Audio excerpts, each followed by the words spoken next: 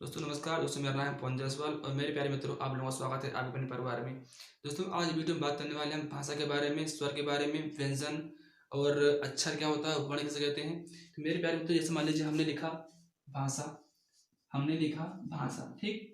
आप लोगों को पता होगा कि मान लीजिए हमारे देश में बहुत सारी भाषा होती हैं। हिंदी हुआ, अंग्रेजी हुआ, उर्दू हुआ, फारसी हुआ, गुजराती हुआ, पंजाबी, कन्नड़। मतलब कि जो भाषा होती है वो कई प्रकार की होती है। और जो आपका भाषा शब्द है वो बना है किससे? वो बना है आपका भाष शब्द से। मतलब कि जो हमारा भाषा शब्द होता है वो किससे बना है? वो बना है भाष शब्द से। और इस भाष का अर्थ होता है बोलना। इसका अर्थ क्या होता है? इसका अर्थ होता है बोलना। मेरे प्यारे मित्रों, जो आपका भाषा शब्द है वो बना है भाष शब्द से और इसका अर्थ होता है बोलना। अब बात करें कि जो आपका भाष शब्द है वो कहाँ से लिया गया है। तो जो आपका भाष शब्द है वो लिया गया है संस्कृत भाषा में से। कहाँ से लिया गया है?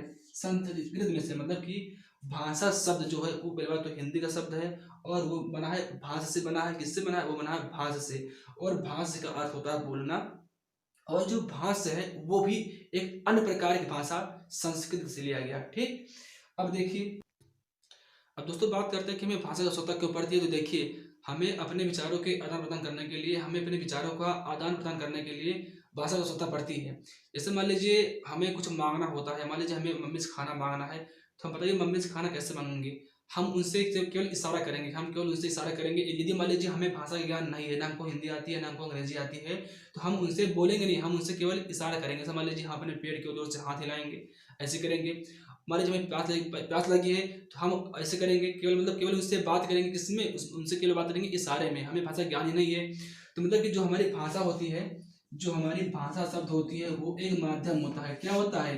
वो एक माध्यम होता है किससे? विचारों का आदान प्रदान करने के लिए। मतलब कि जो हमारा भाषा होता है वो विचारों को आदान प्रदान करने के लिए एक क्या होता है? माध्यम होता है। दोस्तों भाषा का नाम लेते ही हमारे सामने कई प्रकार की भाषा आती है। जैसे मान लीजिए हिंदी हुआ, गुजराती हुआ, उर्दू हुआ, पंजाबी हुआ, कन्नड़ हुआ। तो दोस्तों मेरे प्यारे में तो देखिए, जैसे मान लीजिए हमने लिखा अंग्रेजी। मान लीजिए हमने लिखा अंग्रेजी। अंग्रेजी एक प्रकार की भाषा है। और हमने दूसरा लिखा हिंदी। दूसरा हमने लिखा हिंदी। तो देखिए मान लीजिए हमको हिंदी बोलना है या अंग्रेजी बोलना है, तो हमें सबसे पहले भाषा ज्ञान कैसे होगा? पहले हमको किसी भाषा को बोलने के लिए हमसे सबसे पहले हमें उसकी छोटी इकाई का ज्ञान होना चाहिए। जैसे मान लीजिए हमने कहा कि राम को घर जाना है। हमने कहा राम को घर जाना है। देखिए हमने लिखा राम को घर जाना है। तो मेरे प्यारे मित्रों बताइए, क्या हमको सबसे पहले राम बोलना है? हम राम बोल ही नहीं पाएंगे। कब तक नहीं बोल पाएंगे? जब तक हमको रा का ज्ञान नहीं होगा कि इसको रा बोलते हैं। आ की मात्रा का ज्ञान नहीं होगा। को का ज्ञान नहीं होगा। घा का ज्ञान नहीं होगा। और जा का ज्ञान नहीं होगा। हा का ज्ञान नहीं होगा। मतलब कि हमको किसी प्रकार की भाषा को बोलने के लिए सबसे पहले उसके सूक्ष्मतम मतलब छोटे छोटे अवयव को जानना होता है। सबसे पहले देखिए, किसी भाषा को बोलने के लिए या किसी भाषा की सबसे छोटी इकाई होती है जिसको हम लोग बोलते हैं वर्ण। क्या बोलते हैं? हम लोग बोलते हैं वर्ण। हमको किसी भाषा को बोलने के लिए पहले उसके वर्णों का ज्ञान होना चाहिए। जैसे मान लीजिए हमने कहा यह घर है। क्या है? यह घर है। तो मान लीजिए जो हमने घर शब्द लिखा, इसमें दो वर्ण आए, एक घर है और दूसरा क्या है? रा है।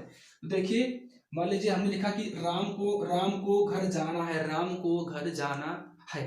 देखिए यहाँ पर पहले रा आया है, फिर म आया है, फिर का आया है, फिर घा आया है, रा आया है। मतलब कि राम को घर जाना है, ये एक प्रकार की भाषा है। राम को घर जाना है वो एक प्रकार की भाषा है। हिंदी भाषा आप लोग जानते भी हैं।